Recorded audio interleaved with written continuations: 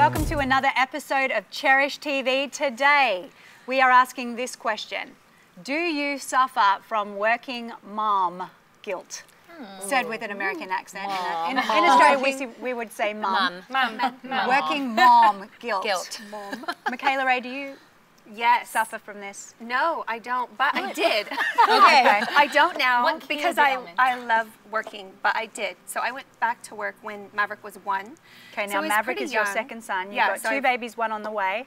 Yes, Micah is 5, Maverick is 3, and 1 on the way, due in 2 months. So exciting. And I will keep working, just to let you know. But I went back to work when Maverick was 1, and it was hard. It was a hard first few months, wondering if I made the right choice. But then I started to see the fruit of it. Then I started to see me as a happier person, me as a happier woman, me as a happier mom. And then the time was way more intentional when I was actually with my kids. It just felt so much healthier. And I think, you know, I remember getting a call from my mom, and she was so upset with me. She's like, "What are you doing?" She's like, "I hope your children don't end up ruined because you've decided to work." Wow. Well, my mom didn't work, so that's all she knew, and I think it's been a massive paradigm shift. Now, it's a newer conversation, isn't it? It is. And I get why she said that, because that's all she knew. But she wasn't able to see a healthy setup with it, and so I've been able to figure out a healthy way to be a great mom and also be a successful working mom too. Yes. So I love it. I think it's great, and if you do suffer from the guilt of it, I think that it might be just because there needs to be a balance check. In what you're doing. Okay. Can we speak to this word guilt? It is interesting because I didn't even know working mum guilt is like this term. I actually never felt guilty about being a working mum. I have 2 kids, a 5 and a 3-year-old like you, and I didn't know it was something I was meant to feel guilty about until I heard the topic. And honestly, even coming to America, I realized it was a whole different culture here where there's this idea that if you stay at home, you're somehow a better mum than if you work. And that was kind of shocking to me. And I actually didn't even feel the guilt or the shame of it until someone kind of put it out there. So I think this is a real question of like, why do we do that? Like term what's more fruitful or not as a parent? Because isn't it so indicative of the person, the personality, the type of kids, the season kind of you're care in? they're getting when they're not with you. You could be a stay-at-home mom and be a crazy person because the kids make you crazy. The best version of you may not be at home all the time. It may be working part-time to, you know, have some time where you're focused on something else, you know. I'm sure, and I think guilt is just a thing in general. Like we all always wonder if we're doing a good job, and you know. And I think as mums, though, we should have checks and balances in regards to how we're parenting, how our children are being looked after. Are they with a nanny and watching TV all day? That to me is not a viable solution. I'm going to go off and earn the money. My kids on iPad all day long. Like, so making sure that you have the right checks and balances in place, so when you're at work, your kids are having fun, they're learning, they're being well taken care of, and then you actually are delighted to drop them off at that preschool. So it's quality, not quantity. I think that's the thing. You can be a bad parent being at home all the time. You can be a bad parent being at work all the time. It's not about what you do. It's about who you are and your approach to parenting. And the time you have with them, is it good quality time? Like I know for our family, I have 3 kids, a 6, 9, and 10-year-old, and you know, we make sure, because we are working parents, that we always have a family night. We have, if we're not out at a work thing, we have dinner every night together at home. And it was so funny, my kids, I had to fill out all the things with school, like, what are their favorite things to do? And I was writing, like, football, baseball, and both my boys go, "Don't write art, Mom, write spending time with the family." Oh, that's you know, and I'm like, oh my gosh, you know. And so I think we have to be, any parent has to be, when you're with your kids, like be with your kids. Like it's hard, if we are working parents, I think we do have to be careful we don't always bring the work home. You know, and I'm guilty of it. You know, they're like, "Are you sending an email, Mom?"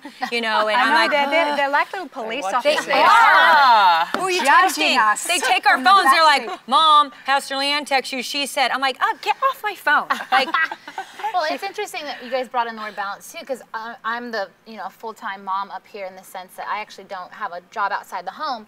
Can we just talk to that? What is that? I'm a full-time mum even though I'm at work though. So that's a term that gets around. Like I'm not a full-time mum. Okay, right. Because I'm not with them. Well, okay. Part-time mom.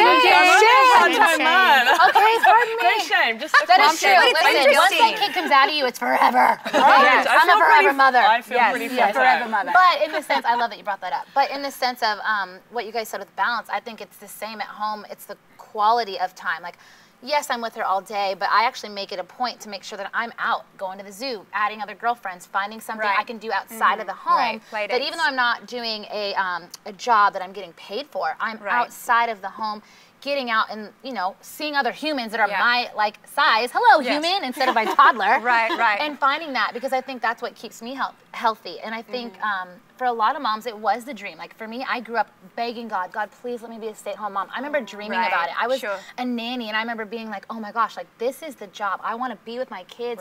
This is my, like, heart cry. And for me, I love it. I mean, I would go crazy if I didn't have volunteering and the things that I do with our church. I would probably lose my mind if I'm not sending an email every now and then. But I think it's a matter of balance, like you said. Well, not losing yourself, but also at the same time understanding that our kids are our kids for a reason. And they need to be most parented and schooled and taught by us. And I'm in the beginning stages with the toddlers, so it's like the first couple years I feel like, oh, yes, yes, but I'm sure that the day will come when I'm like, yay, are you in kindergarten yet? Bye. Bye. Well, you're close to the preschool. You know, can I just say, too, like, I am all, like, I think we do it well, you know, and I think, but the thing is probably, a lot of moms don't do it well. And I actually even recently had a conversation, you know, when a mom came to me and was really transparent, like, she went back to work full time, probably prematurely, and she spends most of her time at work, and she, you know, confessed that her marriage is falling apart and her kids were off the rails. And so I really challenged her, like, is it worth it? Is that extra paycheck worth it? Is that extra vacation you get to have? Great question. So I challenged her, like, could you cut back to part-time, or do you actually need to take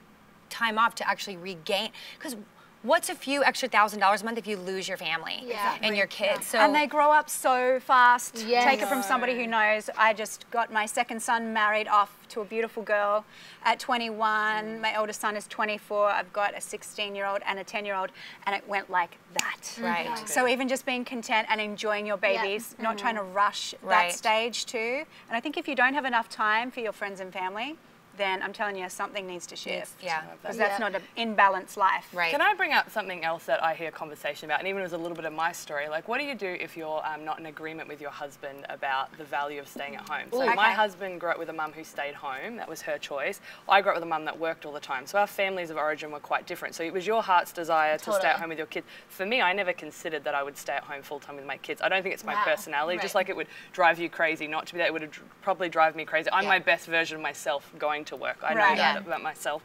But Drew and I had to have a very real conversation, because he's like, why don't you want to stay home? And having to have that conversation. So what would you guys do for people like that, in that situation where they're not in agreement with the husband, they want to go back to work, but they want to stay home? I think you have to consider his feelings, quite honestly. I think if you put your foot down and say, I am woman, hear me roar, there is going to be a conflict and a wedge in that relationship.